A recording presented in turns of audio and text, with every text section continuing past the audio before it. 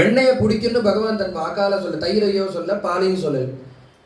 ஏன் அதை திருடினார்னா இந்த கோபிகளுடைய மனசை தன் பக்கம் இழுக்கிறதுக்காக. அவ அவதார காரியத்தையே விட்டுட்டு இப்படி சுத்தின்னு இருக்காள்.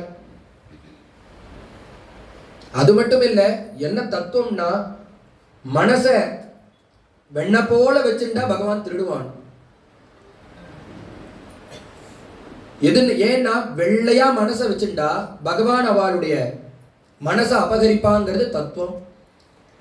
இந்த சோரஸ்ய சௌரியம் ஜெகதி பிரசித்தம்ங்கிற திருட்டுங்கிறது 2 ஸ்லோகத்துல சுகாச்சாரியால் சொல்லிருக்கார். வத்சான் முஞ்சன்னு 2 ஸ்லோகத்துல சொன்னது என்ன ஆயிடுதுன்னா லோக பிரசித்தம் ஆயிடுது. மித்த லீலைகளை காட்டிலும் இந்த நவநீதாதி சௌரியம் தான் ரொம்ப பிரசித்தம். என்ன பாகவதால என்ன புண்டரீகம் போடுறான்னா நவநீத சோர கோபால்னு நாமாவளியே போடுறா. அது மட்டும் இல்ல, சோரசிகாமனேகே ஆகமனம் கீயத்தே. நாராயண தீர்த்தர் சொல்றார், சோரசிகாமனே திருட்டுல உச்சகட்டமா அவனுடைய வருகைங்கிற. இது போல 2 ஸ்லோகத்துல சுகாச்சாரியால் சொன்னதை பாகவதாலாம் விஸ்தாரம் பண்ணி லோக பிரசித்தி ஆகிட்டு.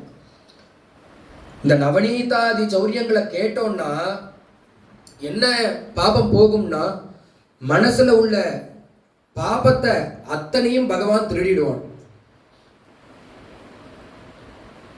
திருடிடுவாங்கிறே மனசுல உள்ள பாபம் போனது போலயே தெரியலையேன்னா அசடே திருடனுடைய லட்சணமே அதுதான்.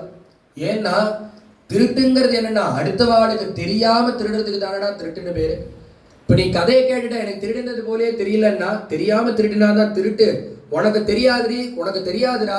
இந்த மனசுல உள்ள பாபத்தை அத்தனையும் பகவான் திருடிட்டான். அதுதான் இதனுடைய பலஸ்ருதி. 1 வருஷம் ஆறுது. இதற்கு முன்னாடிதான் பேர் வைக்கிறான். இப்படி பகவான் சஞ்சாரம் ஆகிறதுக்கு முன்னாடி கிருஷ்ணன் பலராமன் பேர் வச்சு இந்த குழந்தைகளுக்கு பல லீலைகளை பகவான் பண்ணிட்டு வர